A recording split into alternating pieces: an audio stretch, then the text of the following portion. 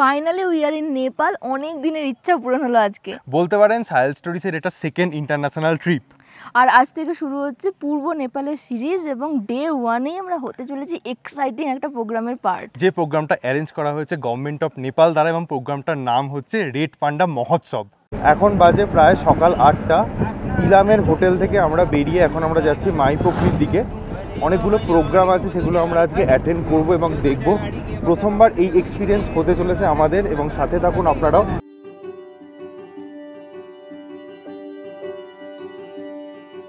এতক্ষণ ছিল মেন রাস্তা, ভালো রাস্তা, এবার কিন্তু আমরা অফ রোডে ঢুকেছি, একদম অফ রোড।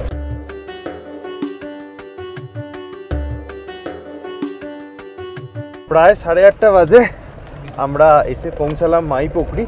এখানে লোকাল একটা দোকানে আমরা ব্রেকফাস্ট করতে ঢুকেছি। এখানে দেখুন কত রকমের ছুরপি পাওয়া যাচ্ছে।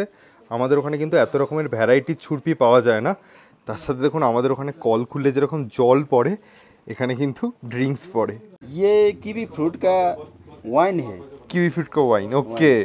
ये चिम्फिंग का जड़ी बूटी का लोकल रक्सी है। अच्छा, लोकल रक्सी। ये है ना गुरास का। ये गुरास का ओके, रक्सी है। বাহ। তো এই হচ্ছে আজকে আমাদের ব্রেকফাস্ট। রুটি আছে, একটা আলুর তরকারি আছে, এটা কিউইর একটা চাটনি বা আচার টাইপের বলতে পারেন, ভালো খেতে বলছে।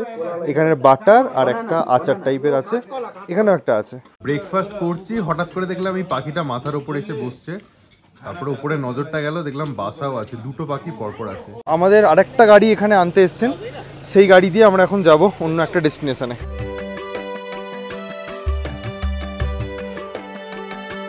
তো আমরা যে প্রোগ্রামে যাচ্ছি দেখুন রেড পান্ডা মহোৎসব লেখা আছে।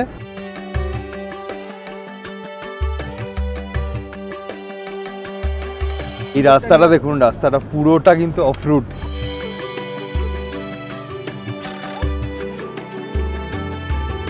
তো এই যে রাস্তাটা দিয়ে আমরা যাচ্ছি এখন, এটা কিন্তু বেসিক্যালি একটা হাইকিং ট্রেল। যারা পূর্ব নেপাল হয়ে চিন্তাফু ট্রেক করবেন তারা কিন্তু এই রুট দিয়েই যান।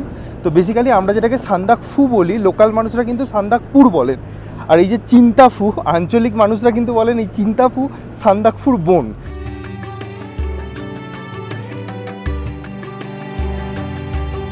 যারা আমাদের চ্যানেল রেগুলারলি ফলো করেন তারা জানেন যে আমরা সার্ভিস গাড়ি বা শেয়ার গাড়িতে ঘোরা পাবলিক, কিন্তু নেপালে এসে প্রথমবার উই ফিল ব্লেসড যে আমরা এখন গভর্নমেন্টের গাড়িতে আছি এবং আমাদের সাথে কিন্তু নেপাল গভর্নমেন্ট অফিসিয়ালসরাও বসে আছেন। রাস্তার সিনারি মানে দুর্দান্ত, ল্যান্ডস্কেপ দুর্দান্ত এবং অন্য রকম একটা অভিজ্ঞতা হচ্ছে। আমরা চেষ্টা করছি একদম রভাবে আপনাদেরকে সেই অভিজ্ঞতা তুলে ধরার।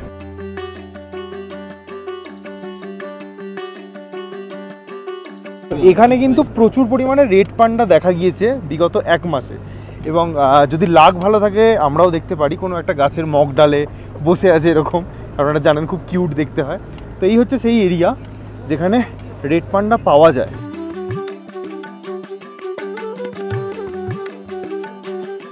ফাইনালি আমরা ওই জায়গায় পৌঁছে গেছি যেখান থেকে এই ফেস্টিভ্যালটা সূচনা হবে, এবং দেখতে পাচ্ছেন সুন্দর একটা র্যালি ঢুকছে।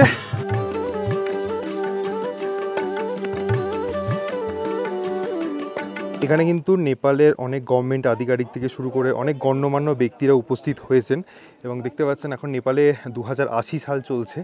রেড পান্ডা ফেস্টিভ্যাল 2080-র একটা পোস্টারও লাগানো হয়েছে। প্রচুর মানুষজন এখানে আছেন, মিডিয়া থেকে শুরু করে প্রচুর মানুষ বাইরে থেকে এসছেন।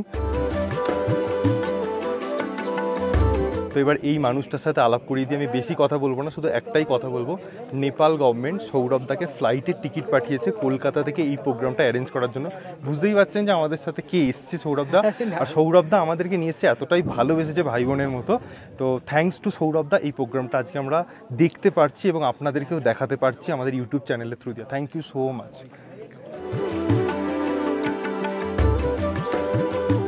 नमस्ते, हम सुजन तिमसी नाय केचना कंचनजंगा पर्यटन प्रवर्धन विकास समिति के नेपाल से पहली बार रेड पांडा महोत्सव हो रहा है और हम इंडिया से सौरभ भैया का इनवाइट कर रहा है रेड पांडा महोत्सव में।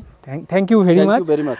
এটা এখানে প্রথমবার হতে চলেছে আমাদের এখানে এই রেড পান্ডা মহোৎসবটা। অ্যাকচুয়ালি ওনাদের প্ল্যানিংটা যেটা রয়েছে সেটা হচ্ছে এখান থেকে একটা 18 জন থেকে 20 জনের মতো ট্রেকার্স গ্রুপ যাবে ট্রেক করে চিন্তাফু। আজ চিন্তাফুতে রাত্রে নাইট স্টে করবে, করার পর তারপর ওরা ওখান থেকে চলে যাবে আল সান্দাকফু ট্রেক করে। এই যে হাইকিং ট্রেলটা এটা নতুন তৈরি করেছে নেপাল গভর্নমেন্ট, যেটা আমাদেরকে ইনভাইট করেছে এটা উদ্বোধন করার জন্য, এবং ওদের একটা ফেস্টিভ্যাল টাইপ করেছে, অ্যারেঞ্জমেন্ট করেছে সব কিছু। তো আমাদের সাথে সাথে আমাকে যখন ইনভাইট করা হয়েছে আমি তখনই আমার ভাই সায়ন্তন এবং বোন আমার পায়েলকে বলি আমার সাথে আসার জন্য, পুরো ব্যাপারটায় সাক্ষী থাকার জন্য। नमस्कार, यहाँलाई स्वागत छ सन्दकपुरको। नमस्कार, I am Yadav Raut, Chief Administrative Officer at Sandakpur Rural Municipality. I would like to welcome you all. समस्त भारतवासीको सन्दकपुरे स्वागतम। Thank you. Thank you so much sir. এই যে বাংলাটা স্যার বললেন, এটা আমাদের মানে কি বলবো, এটা আমাদের কাছে একটা বড় পাওয়া। উনি অনেক কষ্ট করে, কিন্তু আমরা যেরকম নেপালি বলতে পারি না, উনি কিন্তু কষ্ট করে এই স্বাগতম কথাটা বলেছেন, তার জন্য আমরা মন থেকে ধন্যবাদ, অসংখ্য অসংখ্য ধন্যবাদ sir. I love Bengali language very much, so that I love to listen. थोड़ा थोड़ा बोलते पारो, बुझते पारो, थोड़ा थोड़ा बोलते पारो। समस्त बेंगाली भाषी बहुत भालो, बहुत भालो। Thank you so much sir, thank you.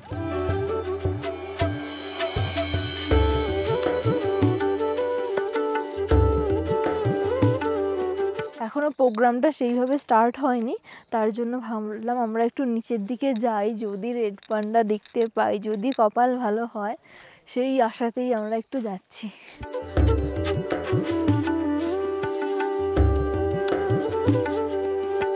এখানে কিন্তু প্রচুর রকমের পাখির ডাক আমরা শুনতে পাচ্ছি। যারা বার্ড ওয়াচার্স রয়েছেন তারা কিন্তু এখানে এলে মজাই পাবেন।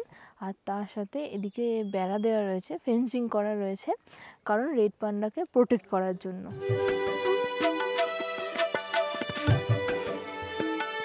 এই মুহূর্তে দাঁড়িয়ে রয়েছি নেপালে, পিছনে সান্দাকপুর গান চলছে। ভারতীয় 3 বাঙালি এখানে এই মুহূর্তে উপস্থিত, আর কেউ বাঙালি নেই। না সত্যি আমাদেরকে যেভাবে ওনারা আপ্যায়ন করে নিয়ে এসেছেন, ভারতবর্ষ থেকে 3 জনকে সিলেক্ট করে নিয়ে এসেছেন, এবং সেই 3 জন কে না আমি, আমার ভাই সায়ন্তন এবং পায়েল।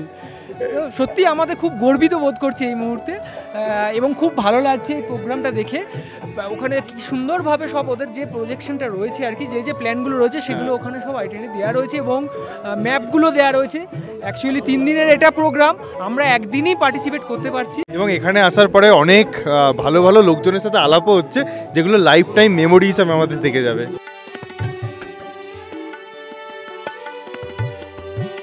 এখানে কিন্তু একটা পিকনিক টাইপের মহল তৈরি হয়েছে, আর লাঞ্চের ব্যবস্থা করা হয়েছে এখানে আগত সমস্ত মানুষজনদের জন্য, আমরাও তাদের মধ্যে একজন। সো এখানে সবাই দেখুন রোদের মধ্যে, মানে মিঠে রোদ গায়ে মেখে লাঞ্চ করছেন সকলে। ये लोकल है? Yes, sir. Totally local, organic. Organic. और ये भी This area, this locality. This locality. ये डाल किससे बना है? Beans, বিনস से। Himalayan beans. হিমালয়ান বিনস, ওকে। এই সমস্ত ভেজের আইটেম তো আছেই, তার সাথে কিন্তু লোকাল চিকেন আছে, এই দেখুন।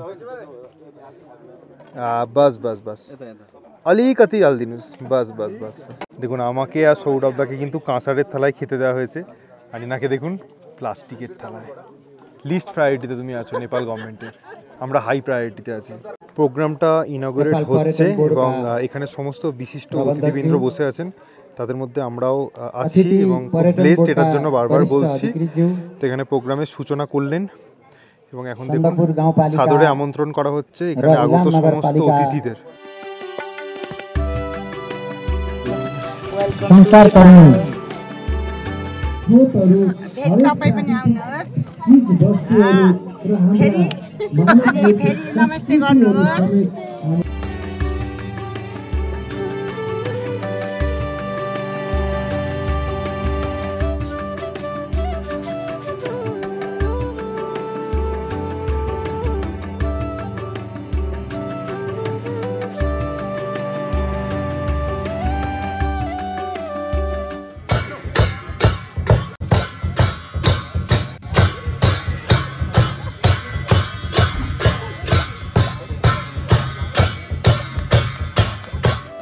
त्यसै गरी रेल कर्णज्यूलाई पनि मायाको चिन्ह हस्तान्तरण गरिदिनु हुनको लागि हार्दिक अनुरोध वर्तमान। তো এখানে যে প্রোগ্রামটা চলছিল মোটামুটি শেষ হয়ে গেছে। এবার যে ট্রেকার্স গ্রুপটা আছে অর্থাৎ 20 জনের যে ট্রেকার্স গ্রুপ তারা ট্রেক শুরু করবে। যে ট্রেকিং গ্রুপটার কথা বললাম ওরা অলরেডি গাড়ি করে স্টার্টিং পয়েন্টে চলে গেছে, যেখান থেকে স্টার্ট হবে, আর আমরাও গাড়ি করে বেরোলাম।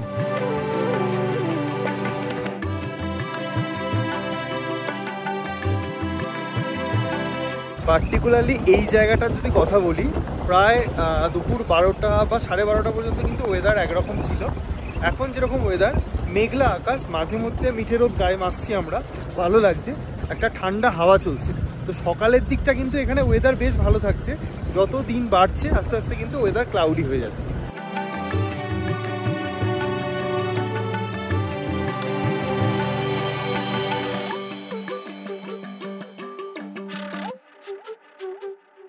রাস্তার সাইডে একটু দাঁড়িয়েছি। এই সমস্ত চা বাগান কিন্তু ইলামের চা বাগান একটু অন্যরকম, মানে আমরা নর্থ বেঙ্গলে যেরকম চা বাগান দেখি তার থেকে কিছুটা আলাদা। মাইপোখরি থেকে ইলাম যাওয়ার পথে কিন্তু প্রচুর চা বাগান পড়ে। এবার যেহেতু আমরা গভর্নমেন্টের গাড়ি করে যাচ্ছি, দাঁড়িয়ে সুযোগ পাচ্ছি না, বাট আপনারা দেখে বুঝতে পারছেন যে নিজেরা যদি বাইক বা গাড়ি হায়ার করে আসেন তাহলে এই সমস্ত জায়গা কিন্তু দাঁড়িয়ে উপভোগ করতে পারবেন। ওয়েদারের কিন্তু একটু চেঞ্জ হয়ে গেল, হঠাৎ করে গুঁড়ি গুঁড়ি বৃষ্টি শুরু হয়ে গেল এখানে। ফাইনালি আমরা আমাদের হোটেলে ফিরে এলাম। এটাকে ইলাম বাজার বলতে পারেন। আর এই হচ্ছে আমাদের হোটেল, হোটেল গ্রিন ভিউ। লোকালিটির মধ্যে প্রচুর দোকানপাট আছে এবং হোটেলের পাশেই একটা ক্যাফেটেরিয়াও আছে। সো এই হচ্ছে হোটেল। পার্কিং এরিয়াটা কিন্তু বেশ বড়। কাল রাত 11টার পর আমরা এখানে পৌঁছেছি, সেই গল্প পরে বলছি, তাই এগুলো কিছু দেখিনি এবং সকালেও তাড়াহুড়ো করে বেরিয়ে গেছি, তাকাইনি। বাট এখন এসে এই জায়গাটা থেকে সারপ্রাইজড হয়ে গেছি, এত সুন্দর আর এত ফুল ফুটে রয়েছে, প্রত্যেকটা প্রিয় প্রিয় ফুল। এই হোটেলে কিন্তু সুন্দর একটা ইনহাউস রেস্তোরাঁও আছে, প্রচুর কিছু খাবারের আইটেম পাওয়া যায়। আমরা মেনু কার্ড অলরেডি চেক করেছি, বেশ ভালো। হোটেলের রুমগুলো কিন্তু বেশ বড়, পরিষ্কার পরিচ্ছন্ন, অ্যাটাচড ওয়াশরুমও আছে। হোটেলের এই রুমটা একবার দেখুন, এরকম বেড এর আগে কখনো আমরা দেখিনি এবং প্রতিটা রুম কিন্তু খুব পরিষ্কার পরিচ্ছন্ন এবং সুন্দর করে সাজানো। তো ইলাম হচ্ছে বেসিক্যালি চা বাগানে ঘেরা ছোট্ট পাহাড়ি একটা শহর এবং ইলামকে বলা যেতে পারে কেন্দ্রস্থল। মানে এখান থেকে কিন্তু নেপালের বিভিন্ন জায়গায় যাওয়া যায়। এখন যে ভিউটা দেখছেন সেটা হচ্ছে আমাদের রুমের জানালা থেকে। আমাদের সাথে পুরো ট্রিপেই এই গাড়িটা থাকবে, 4x4 গাড়ি, একদম বোলেরো ক্যাম্পার। আর এই হোটেল, এখান থেকে বেরিয়ে এলাম একটুখানি, আবার এটা করে এখন একটু ঘুরতে যাচ্ছি। আমরা এসে দাঁড়ালাম ইলামের ফুটবল গ্রাউন্ডের ঠিক পাশে। এখানে একটা ক্যাফে আছে, স্যামস ক্যাফে। আপনারা সবাই জানেন সান্দাকফুতে সানরাইজ বিখ্যাত একটা হোটেল, ওনারই ওনার সেরিং শেরপার, এটা হচ্ছে ওনার ক্যাফে। একটু পরেই প্রচণ্ড ভিড় হয়ে যাবে, এটা খুব পপুলার এখানকার। আর এখানের অ্যাম্বিয়েন্স কিন্তু দেখুন, এই যে বেশ বড়, অনেক জায়গা টায়গা আছে আর প্রচুর আইটেমসও পাওয়া যায়। তো এখানে আমরা বসছি, কিছু একটা খাবো। ম্যাডামের প্রচুর খিদে পেয়েছে, এখন দেখছে।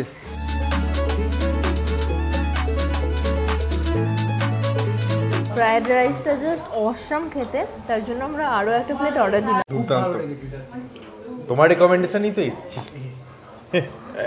আমাদের চিলি চিকেনটাও আসছে, শুধুই খাওয়া যাচ্ছে, দারুণ খেতে, সত্যিই দারুণ খেতে। প্রথমে অর্ডার দিয়েছিলাম corn, salt and paper, but এটা স্টার্টারের মানে স্টার্টার হিসেবে আসেনি, মেন কোর্সের পরে এলো। যাই হোক, এটাও নিশ্চয়ই টেস্টি হবে, দেখে তো তাই লাগছে। অবশেষে এলো চিলি চিকেন, দেখতে দারুণ, খেতেও ভালোই হবে। ভেবেছিলাম একটু ড্রাই ড্রাই করলে ভালোই হয়, সেটাই হয়েছে। আপনারা যদি পূর্ব নেপালে বেড়াতে আসেন এবং ইলামের আশপাশে কোথাও থাকেন তাহলে অবশ্যই এখানে একবার খেয়ে যাবেন। একদম 9টায় খুলে যায় সকালবেলা, রাত্রিবেলা 10টা পর্যন্ত খোলা থাকে। তো ব্রেকফাস্ট টু ডিনার আপনারা পাবেন। আর বেসিক্যালি স্ন্যাক্সের আইটেমগুলো আরও বেশি ভালো, লোভনীয় দিলাম, অনেক কিছু আছে। এবং এই টাইমটাই, বিকালের টাইমটা এসে এখানে ফুটবল গ্রাউন্ডে খেলা হচ্ছে এবং এই জায়গাটা একটা ভাইবসটাই আলাদা। তো এখানে কিন্তু ভালো এনজয় করবেন, প্রত্যেকটা খাবারের টেস্ট নিয়ে আলাদা করে কিছু বলার নেই, দারুণ। রাস্তা দিয়ে র্যান্ডাম ঘুরছি, এখন চোখে পড়লো সিটি মার্ট, শপিং মল টাইপেরই একটা। নিচে প্রচুর পোশাক বিক্রি হচ্ছে বিভিন্ন রকমের, তার সাথে নাবিল ব্যাংকও আছে। এই জায়গাটা খুব কমার্শিয়াল একটা জায়গা, এটা পার্কিং লট দেখতে পাচ্ছি, এখানে প্রচুর দোকান টোকান আছে। এটাকেই কিন্তু ইলামের মেন পয়েন্ট বলে, মানে ইলাম বলতে কিন্তু লোকজন এটাই বোঝে। আপনারা যদি গাড়ি নিয়েও আসেন এখানেই দাঁড়াবেন। দেখুন পিপি টাওয়ার আছে, এখানে টেম্পারেচার থেকে শুরু করে টাইম ফাইম সমস্ত কিছু দেওয়া আছে। এবং নেপালের স্টেট ব্যাঙ্ক অফ ইন্ডিয়াও কিন্তু এখানে রাস্তার পাশে আছে। এদিকে পুরোটাই মার্কেট এরিয়া, কমার্শিয়াল এরিয়া, প্রচুর দোকানপাট। আর এখান থেকে কিন্তু অনেক গাড়িও টাড়িও ছাড়ে, মানে প্রাইভেট গাড়ি হায়ার বলুন বা বিভিন্ন, এখান থেকে কিন্তু করতে পারেন আপনারা। হাঁটতে হাঁটতে প্রায় সন্ধেই হয়ে গিয়েছে। চা বাগানের পাশের রাস্তাটা, মানে হোটেলের অপোজিট দিকের রাস্তাটা হেঁটে হেঁটে বেড়াচ্ছি, ভালোই লাগছে বেশ। এখন ডিনার করতে এসেছি, কাঁসারের কড়াইতে আলু ভাজা আছে, তার সাথে রুটি এখানে আছে। এই ব্লগটা ঠিক ট্রাভেল ব্লগ হিসাবে হলো না, এটা একটা কাইন্ড অফ মেমোরি বা কাইন্ড অফ এক্সপিরিয়েন্স, যেটা আমাদের ইউটিউব চ্যানেলে সারা জীবন থেকে যাবে। তো নেপালে তো চলে এসেছি, শিলিগুড়ি থেকে নেপালে কীভাবে এসেছি তার গল্পটা একটু বলে দিই। আমরা কোট মোড় থেকে একটা ম্যাজিক গাড়ি করে চলে এসেছিলাম বিহার মোড়। বিহার মোড়ে সৌরভদা আমাদের পিক আপ করতে এসেছিল মার্সিডিস গাড়ি করে। জীবনে প্রথমবার মার্সিডিস গাড়িতে চললাম, সে এক আলাদাই অনুভূতি। সুন্দর একটা সানসেট দেখতে দেখতে পানি ট্যাঙ্কি বর্ডারে চলে এলাম, অর্থাৎ মেচি নদীর যে ব্রিজ, এদিকে ইন্ডিয়া ওদিকে নেপাল। ওখানে হয়ে গেল একটা দুর্ঘটনা কীরকম, ড্রোনটাকে অ্যালাউই করলো না, কোনোভাবে অ্যালাউ করলো না। অনেকবার রিকোয়েস্ট করলাম তো এখানে তো ওড়াচ্ছি না, নেপালে ওড়াবো, নেপালে তো অ্যালাউড আছে, বাট কোনোভাবেই করলো না।